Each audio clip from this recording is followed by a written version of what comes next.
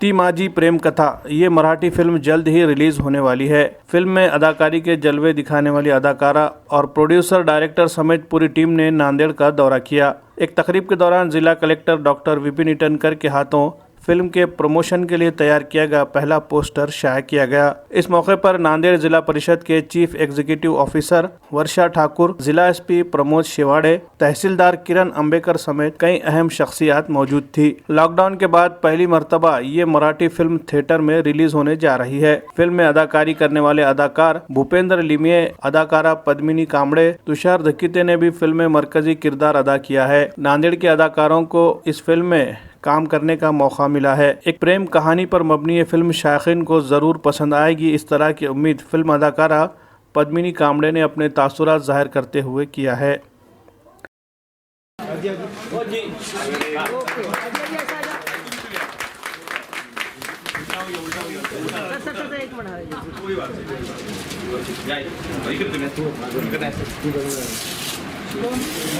इधर से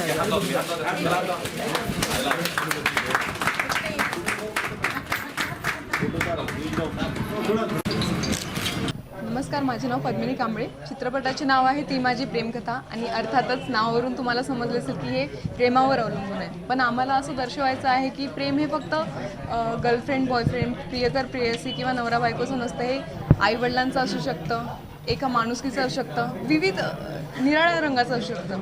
तर माझी अशी इच्छा आहे की तुम्ही सर्व मान्यवरांनी, मीडियावाल्यांनी, तुम्ही सगळ्यांनी येऊन नक्की बघा, प्रेम द्या आणि मला माहिती आहे की तुम्हाला नक्कीच आवडेल। आम्ही डिसअपॉइंट नाही करणार तुम्हा सर्वांना। थँक्यू।